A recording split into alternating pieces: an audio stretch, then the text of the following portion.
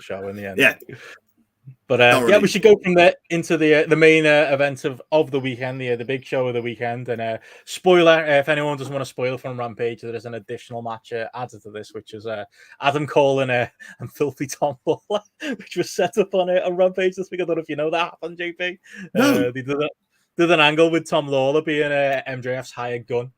So it looks like that's going to be a match at the weekend as well. We don't have a graphic for that one yet, but there you go. There's a bit of New Japan Strong action in you. That'll make you happy, JP.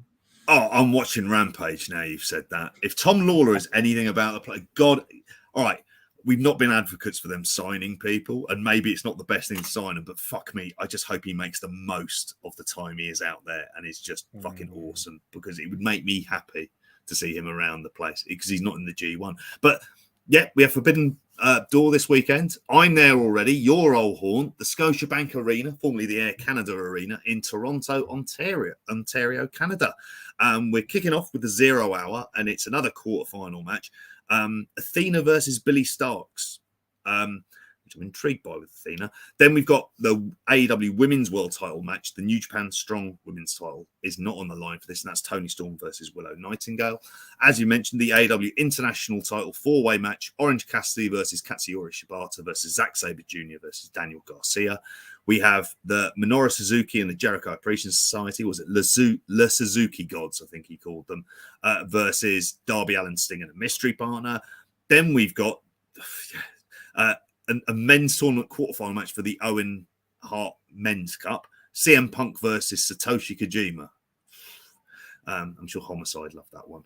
The Elite, the Bucks and Adam Page and Eddie Kingston and Tomohiro Ishii versus the Blackpool Combat Club team of Claudio, John Moxley, Wheeler Yuta, Konosuke Takeshita and Shota Umino.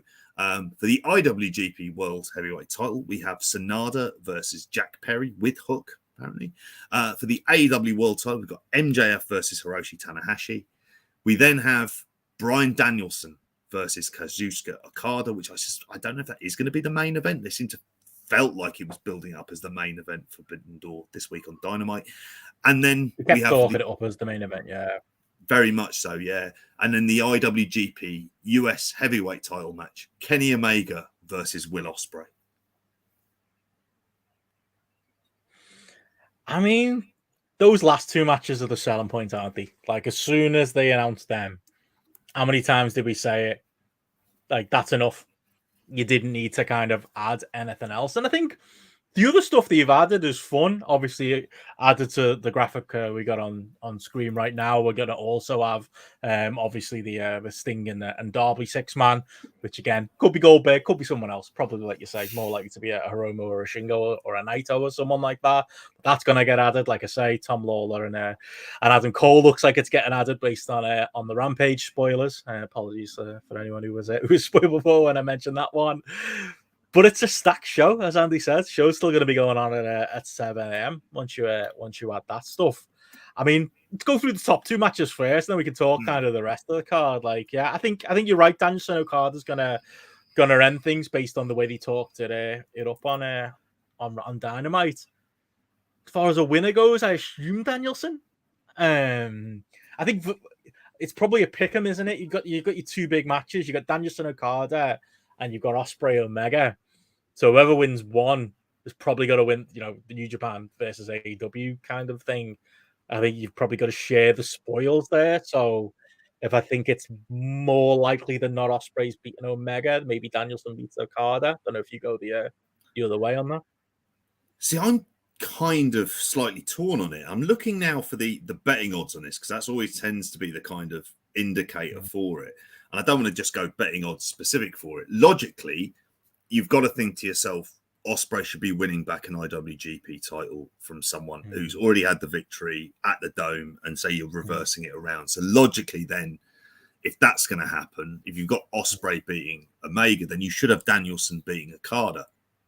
However, I've just got the feeling Okada's going to win him. He's favourite here. There's not much in it. He's 2-1 on, and Bryan Danielson is 11-8. Which suggests it's a close run thing. And I have to say there's a genuine level of unpredictability about it. I think there might be a thing where, the idea of like Okada winning to kind of send the crowd home happy necessarily. I think in the context, who wins won't be that important if it's just a great match.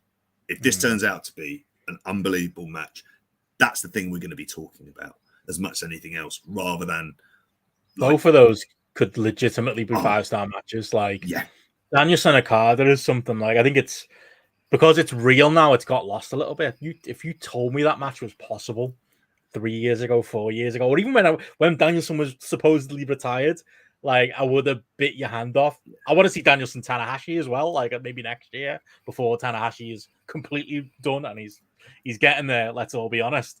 But like, Danielson Okada is like as good a matchup as I think you can get. I think they should probably go on last. But then where'd you put out like Omega Ospreay? Because that's another one. You know, we all went 5 stars on that in the Tokyo Dome. The chances that they go out and shit the bed are pretty low. How the fuck do you follow them? That's the argument for putting them on last, isn't it? Maybe you put them on first to counter that problem, because I can't wait for that as well. That's going to be fucking awesome too. Oh god, yeah. I mean, for me, you put that on in the middle of the show, because they're, like you say, this is potentially 2 5-star matches, very different types of matches. Like, you're expecting all of the athleticism between Omega Ospreay, whereas Danielson Okada is a kind of classic piece of pro wrestling. You're expecting them to be very different, but you need time to breathe. For me, having Omega Ospreay in the middle of it as like in a kind of show stealer spot, not necessarily as an opener, because I think the crowd will be hot enough early doors. If we learned anything from last year, and I think given the anticipation level, it's going to be a fucking hot crowd.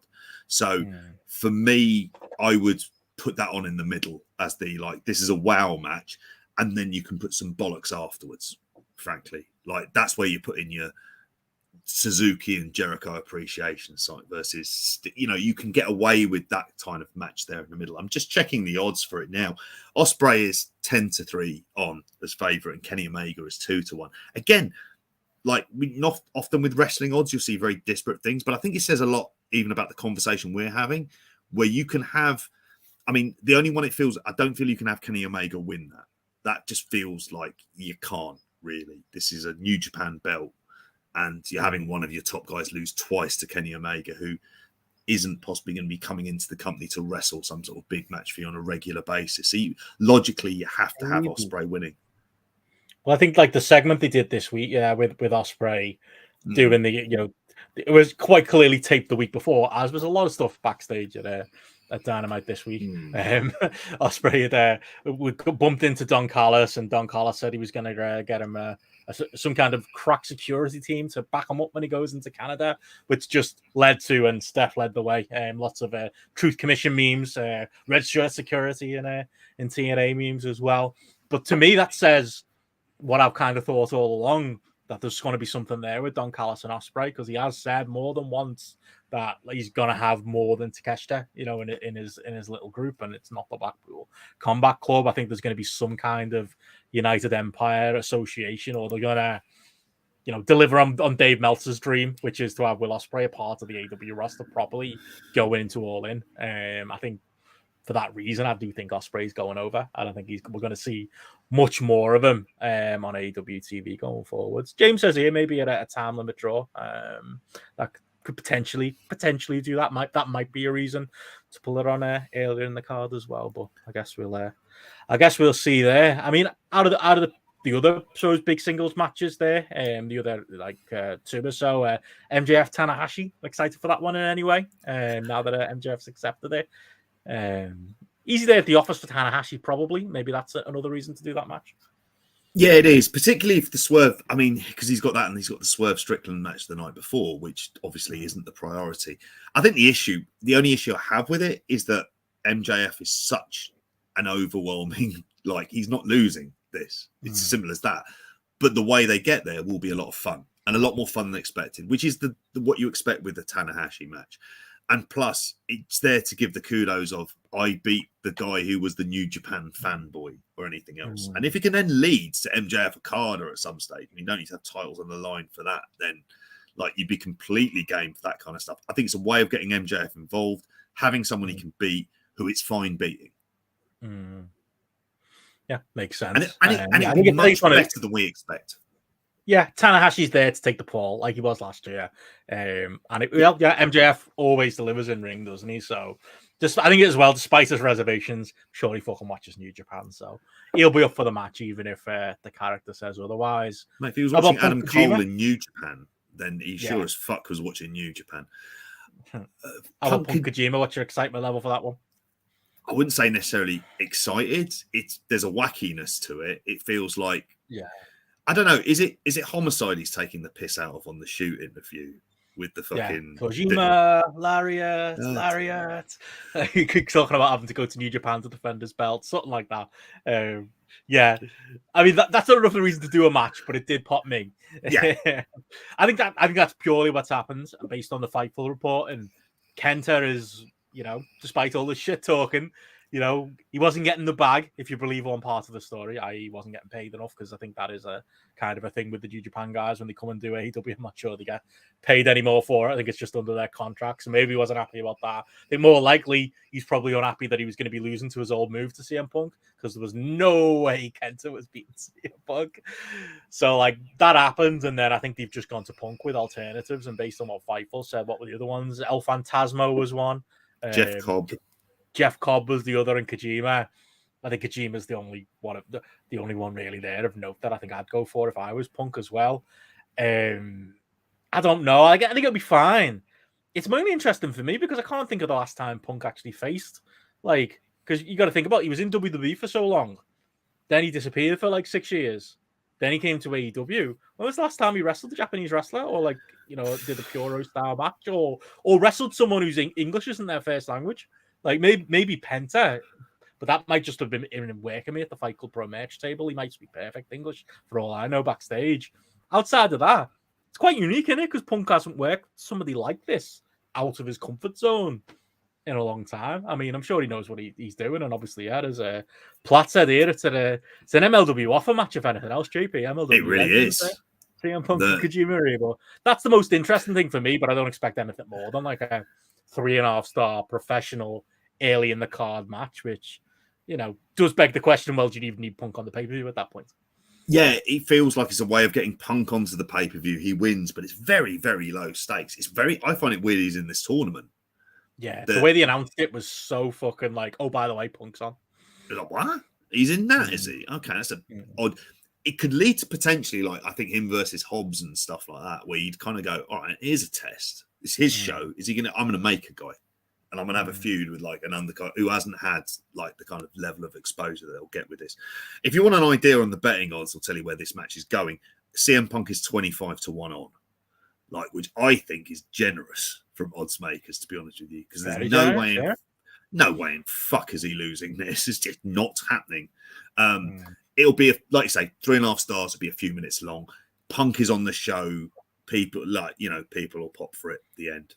How it is backstage with everyone else, therein lies the interesting part. Well, apparently, Bald FTR has been kicking off on it on Twitter this evening, saying this will get me heat, whatever top star left Dynamite in a bad mood, because a certain individual was there, CM Punk. Instead of run today, why not tell the individual face to face? That's how he used to do things back in the day. To which Dave Meltzer replied, remember the last time that happened? Well done, Dave. Yeah. He's not right, wrong. Though. He says, back in the day, he would have been a fucking toddler when most of these boys were acting like cunts backstage. So he does act like that, doesn't he? He worked territories in the 80s, him and Cash. But do you remember his match with Arn Anderson and Tully Blanchard? I fucking don't. How is he practically going to do it? What are they going to do? Is Punk going to be in a van backstage waiting for the Elite to leave after their match, or wait for Kenny to not be in sight? We were we were worried about All In. We were talking before about being worried Adam Cole versus MJF is the All In match.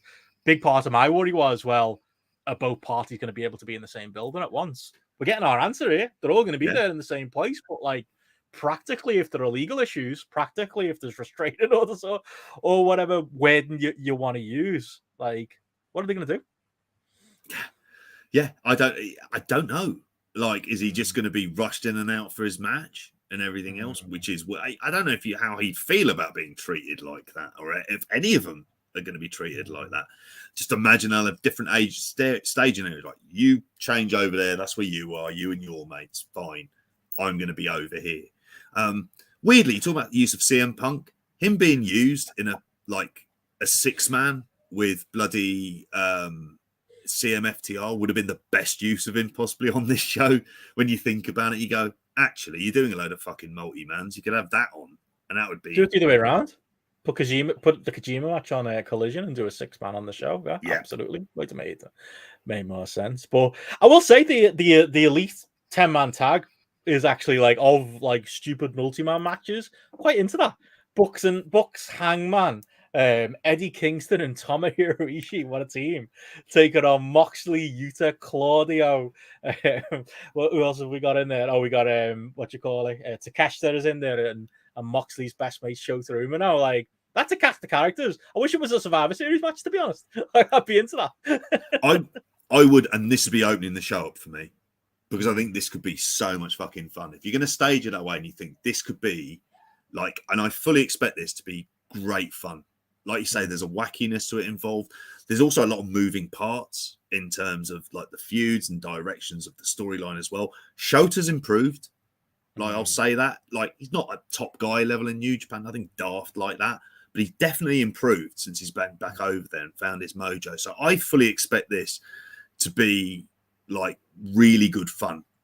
And people going out there, for a lot of these guys going, I know we're not in the high profile matches, but they can certainly kick off the show in a really good way. Definitely. Jack Perry Sonata, I haven't got much to say about. It's a match. Sonata goes over. Jack Perry maybe turns heel as a result. That's probably the most interesting thing, because he's got Hook in his corner. But Tony was asked if Jack Perry was his first choice. He said yes, but I suppose, did you have a Sonata dream match? Maybe I haven't watched those Global Force tapes yet. You might, JP, but I certainly don't. Well, PJ coming in would be certainly a fucking cool, wouldn't it? There is no dream scenario for it. I think the best case scenario is it's not too long. Don't go more than 15 minutes. Kind of go balls to the wall, and it could be good. I'm fully prepared after last year, after being so underwhelmed by the build and everything else, to go, actually, there's something about when there's different groups of wrestlers who don't get a chance to interact. There could be there's fun stuff. At least there's novelty value. Just the weirdness of Jungle Boy wrestling for the IWGP title is just that's fucking bonkers when you think about it, but why not? Definitely.